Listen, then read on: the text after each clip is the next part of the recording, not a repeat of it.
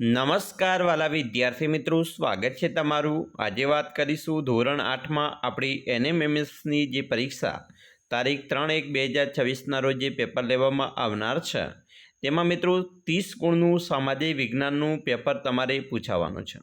તો ચાલો વિદ્યાર્થી મિત્રો, પેપરની અંદર 30 ગુણનું આપણે કવર કરીશું આ વિડીયોમાં। વિડીયોની શરૂઆત કરીએ તેના પહેલાં ખાસ ચેનલમાં નવા હોય તો ચેનલને પણ મિત્રો અવશ્ય સબસ્ક્રાઇબ કરી વિડીયોને લાઇક અને શેર કરવાનું ન ભૂલતા। મિત્રો, તમારે 151થી 180 સુધીના પ્રશ્નો સામાજિક વિજ્ઞાનના પૂછાશે, જેમાં આપણે જોઈશું 151મો પ્રશ્ન, નીચેના પૈકી કઈ જોડ સુસંગત નથી। એટલે કે મિત્રો, જોડ સુસંગત નથી એટલે કે ખોટી છે। તો સર્વસુલભ સંસાધન ઓક્સિજન કહેવાય, સામાન્ય સુલભ સંસાધન ખનિજ તેલ, તો મિત્રો આ ખોટું છે। વિરલ સંસાધનમાં યુરેનિયમ આવે અને એકલ સંસાધનમાં ક્રાયોલાઇટ ખનિજ આવશે, એ બરાબર છે। તો અહીંયા આપણો જે જવાબ બી છે એ યોગ્ય નથી, એટલે કે બી જવાબ સાચો છે, કારણ કે એ સુસંગત જોડ નથી।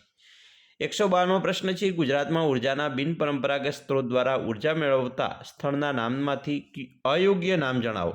અયોગ્ય એટલે મિત્રો ખોટું નામ, બરાબર, જોડ ખોટી હોય તે। તો સૌર શીતાગાર છાણીમાં આવેલ છે, wind farm Mandvi, biogas plant Rudatal અને ગરમ પાણીના ઝરા દાંતીવાડા। તો મિત્રો ગરમ પાણીના ઝરા દાંતીવાડામાં આવેલ નથી, બાયોગેસ પ્લાન્ટ દાંતીવાડામાં આવેલ છે। તો અહીંયા આપણે ડી છે યોગ્ય જોડ છે, અયોગ્ય જોડ છે। 153, ગુજરાતનો કયો પ્રદેશ લાંબા તારના કપાસના ઉત્પાદન માટે જાણીતો છે? તો એમાં આવશે મિત્રો કાનમ પ્રદેશ આવશે કપાસ માટે, અને જો ઘઉં માટે પૂછાય તો ભાલ પ્રદેશ। 154, નીચે આપેલ દિલ્હી સલ્તનતના શાસકોનો શાસનકાળ આપેલ છે, આ સુલતાનોના શાસનકાળની સાચી જોડ પસંદ કરો। તો મિત્રો આપેલું છે પહેલું સૈયદ વંશ, તો સૈયદ વંશની અંદર તમે જોઈ શકો છો તેનો સમય હતો મિત્રો ઈસવીસન 1414થી 1451। ગુલામ વંશ એનો સમય મિત્રો છે ઈસવીસન 1206થી 1290। ખલજી વંશ એનો સમય છે 1290થી 1320, અને તુગલક વંશ, તો તુગલક વંશનો મિત્રો સમય છે એ આવશે 1320થી 1414। તો અહીંયા ખાસ કરીને જો તમને સમય યાદ ના હોય તો તમે પેલું આપણે ગુલામ વંશ આવેલ છે, તો ગુલામ વંશનો સમય 1290 હતો, એ ખ્યાલ હોવો જોઈએ, બરાબર, એ ગોઠવી લેવાનું છે। પછી ગુલામ વંશ પછી મિત્રો તરત જ કોણ આવ્યું? બરાબર, ગુલામ વંશ મિત્રો પછી અહીંયા તુગલક વંશ આવેલો છે, બરાબર। સૌ પ્રથમ અહીંયા તુગલક વંશ છે, પછી ગુલામ વંશ આવે છે, પછી સૈયદ વંશ અને ખલજી વંશ, એ તમારે અનુક્રમ પ્રમાણે એનો ગોઠવવાનો રહેશે। ચાલો મિત્રો આગળ આપણે જોઈશું, બરાબર। તમે અહીંયા પણ અનુક્રમ પ્રમાણે ગોઠવશો કે ભાઈ ગુલામ વંશ પહેલો આવ્યો છે, પછી કયો વંશ આવે છે? તો કે ભાઈ ગુલામ વંશ પછી જે વંશ આવ્યો છે એ ગોઠવવાનું છે, કે ખલજી વંશ છે, બરાબર, પછી તુગલક વંશ આવે અને પછી સૈયદ વંશ, તો એને અનુક્રમે ગોઠવશો તો પણ મિત્રો તમને જવાબ મળી જશે, બરાબર। એની સાલવારી અહીંયા તમને આપેલી છે કે 1206 પહેલાં આવે છે, પછી 1290 પછી 1200 અહીંયા બરાબર 90થી 1320 આવે છે, 1320 પછી અહીંયા ક્રમ અનુસાર એને ગોઠવી લેવાના છે, બરાબર, ચડતા ક્રમમાં। 155, ભારતીય ઐતિહાસિક વારસામાંથી નીચે જણાવેલ કયા વારસાનો શિલ્પ સ્થાપત્ય વારસામાં સમાવેશ થતો નથી? મિત્રો પાટણના પટોળા। 156, તમારા ગામમાં ભૂમિ પ્રદૂષણ ઘટાડવા તમે શું ન કરવું જોઈએ? તો મિત્રો જંતુનાશક દવાઓનો વધુમાં વધુ ઉપયોગ કરી કીટાણુનો નાશ કરવો એ ન કરવો જોઈએ। 157, ઈશિતા ભારતના ઠંડા રણના પ્રવાસે જવાની છે, તો તે કયા પ્રદેશમાં પ્રવાસે મુલાકાત જવાની હશે? તો મિત્રો લદ્દાખ। 158, સલ્તનત શાસનકાળમાં 40 તુર્કી અમીરોના દળની રચના કયા નામે ઓળખવામાં આવે છે? તેને ચેહલગાન કહેવાય। 159, ગુજરાતી કયા આદિકવિના પ્રભાતિયા જાણીતા છે? તો નરસિંહ મહેતાના મિત્રો પ્રભાતિયા આવે। એના પછી 160, જ્યોતિએ સોલંકી વંશના શાસકોની યાદી તૈયાર કરી છે, તે યાદીમાંથી કઈ યાદી સાચી છે? તો મિત્રો સોલંકીમાં આવશે મોટરાજ સોલંકી, ભીમદેવ, સિદ્ધરાજ અને કુમારપાળ, એ યોગ્ય છે। 161, મુઘલ સામ્રાજ્ય સમયની રાજ્ય વ્યવસ્થા સંદર્ભે આપવામાં આવેલ જોડ પૈકી કઈ જોડ સાચી નથી?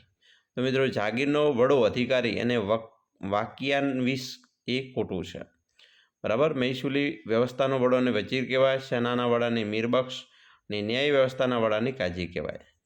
162 કોણાર્કના સૂર્ય મંદિર સંદર્ભે આપેલ વિગતો પૈકી કઈ વિગત સાચી છે?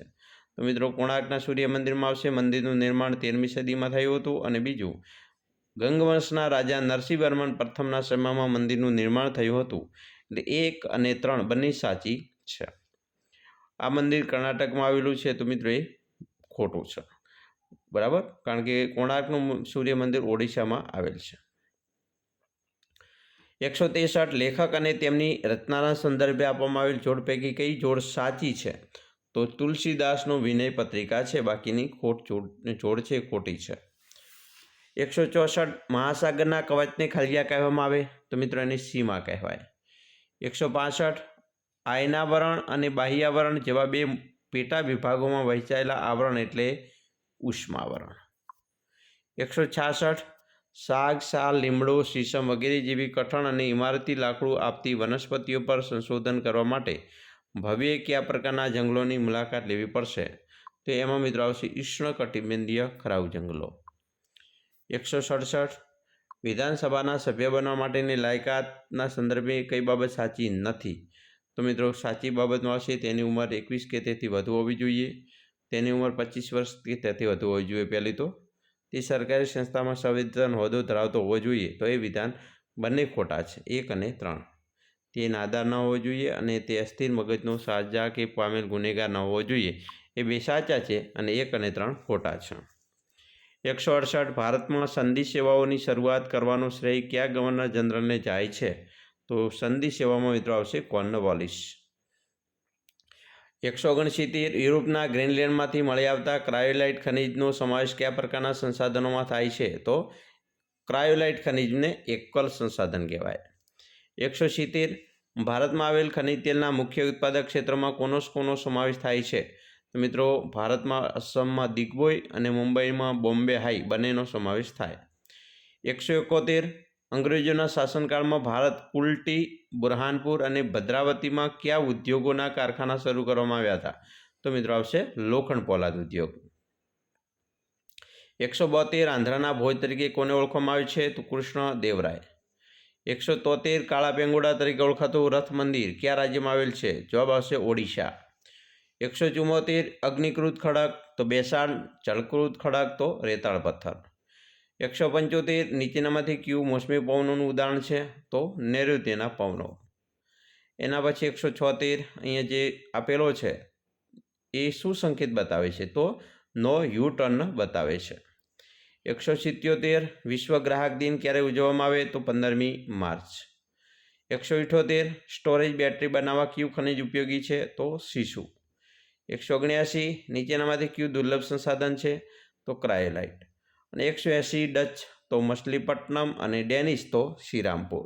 આવી રીતે વિદ્યાર્થી મિત્રો તમારે પ્રશ્નોની તૈયારી કરવાની છે. અમે આશા રાખીએ છીએ તમને આપણો આ વિડીયો ખૂબ જ ઉપયોગી નીવડશે અને ખાસ વિડીયો ગમે હોય તો લાઇક, શેર અને સબસ્ક્રાઈબ કરવાનું પણ મિત્રો ન ભૂલતા.